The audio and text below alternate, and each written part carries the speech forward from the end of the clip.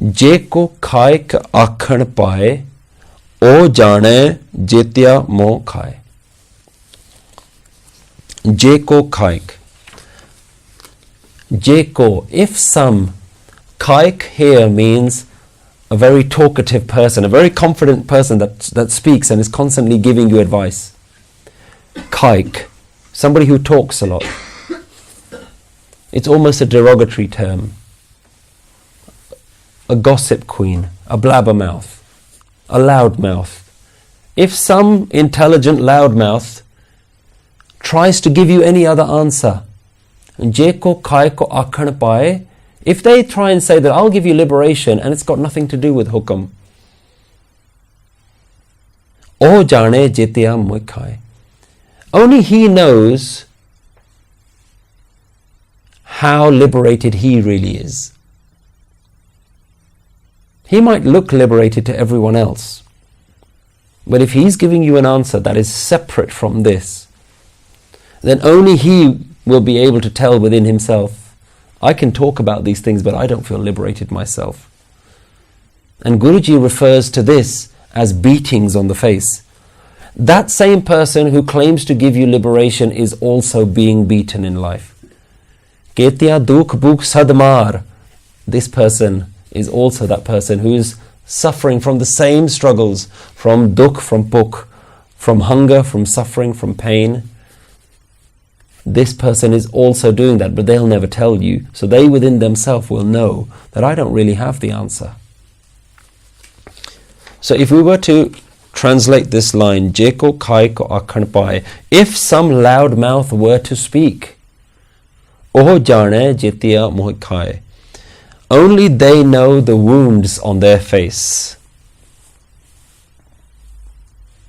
That person may sound convincing, but only within themselves do they know how much they're actually struggling and suffering in life. And what we find is people are teaching things that are not based on their own experience. So many preachers in the world preaching away only what they've heard from their elders. But very few are teaching from a place of knowing. Guru Nanak Dev Ji says, I know this answer. This is not a theory. Then Guruji goes on, Ape jane ape de. It itself knows, it only itself gives. Ape jane, it knows itself, it knows the truth, the final answer. And ape de, it itself is just continuously giving. Only the oneness knows itself. Guruji has told us this time and time again. And only the oneness is the one that can give. It's the one that keeps giving its grace. Regardless of what people think they know, regardless of what people think they believe, regardless of people if they're religious or atheist, the oneness continues to give, equally and fairly to all. The breath is the same to all. The sun is the same to all. Life, aliveness is the same to all. So, why it does certain things, only it knows. We may look at the world and say, this person has been given a lot and this person seems to be struggling in life. This person seems to be being dealt a bad card, a bad hand. We look at people and we say, this is good, this is rich, this is success, this is failure. But the universe continues to give and it asks no one. It has no one to ask. It gives no decisions. It gives no reasons. And this is what we have to come in line with. This is the pana that we have to accept, that the universe just does what it does. If we can accept that, we can be free from the suffering that we give ourselves, because suffering is ultimately an expectation that we're holding on to. Expectation minus reality is your suffering. The more you expect, and the more your expectation deviates from what reality is, that defines your happiness or your sadness. If we can abandon all of our expectations, at every moment we accept what is happening right now. Right at this very moment, the breath comes in. If we can accept that there might not be a breath out, we won't struggle when it stops. If we have an expectation that there has to be a breath coming out, there has to be another breath, there has to be another meal on my plate, there has to be some good around the corner, these are just stories we tell ourselves. If you plan a holiday, you have created an expectation in your head that I am going to go on that holiday. For whatever reason, if that doesn't happen, the fact that you don't go on that holiday isn't the struggle. The struggle is the expectation that you had for yourself, that I was going to go, I paid so much money, that was going to be the trip of a lifetime. That is your struggle, that is your suffering. Guru is saying suffering is in your head. Suffering is not outside. What is outside is what is going to happen. But what is inside your head isn't in line with what is going to happen. What is in your head is what you want to happen. And what you want to happen is the cause of your suffering. And you can't know why the universe does what it does.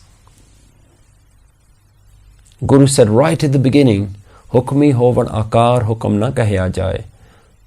Hukam creates the universe. The natural order creates creation.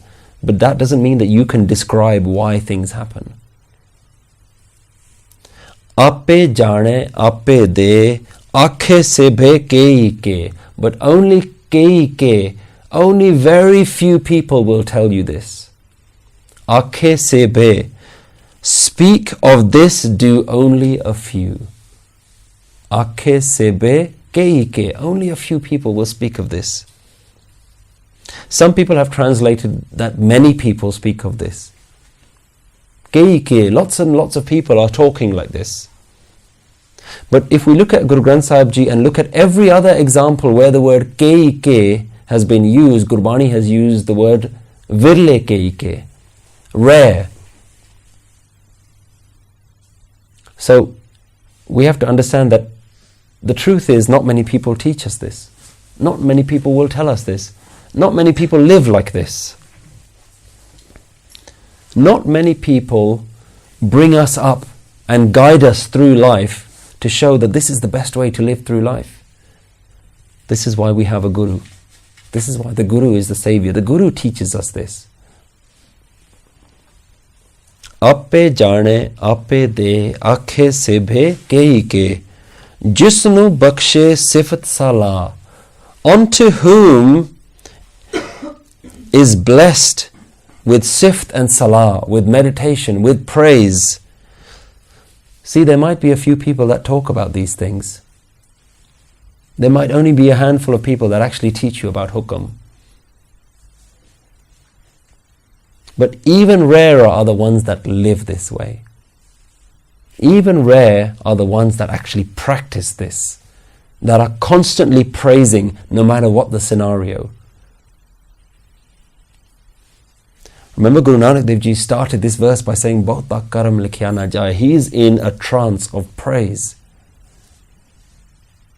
Guruji is just speaking from this ultimate praise. So here Guru clarifies that akhe se beke ke, only few people may speak of this, but even fewer people live like this. Jisnu bakshe sifat salah. This is not your choice whether you can have sift and salah in your life, whether you can have meditation and bliss in your life, whether you can have acceptance in your life. Jisnu bakshe, this is a gift. To live like this is a gift. This is all part of the verse about grace. Even this is a grace. This is the ultimate grace. To know this knowledge is grace. To live this way is the ultimate grace. Rare are those who talk about it. Rare are those who live this way, who integrate this practice into their life. And to those people who've been blessed with this, jisno, to that person who's been blessed with this, Nanak Patshahi Patshah. Nanak says that amongst kings, this is a king. This is the king of all kings.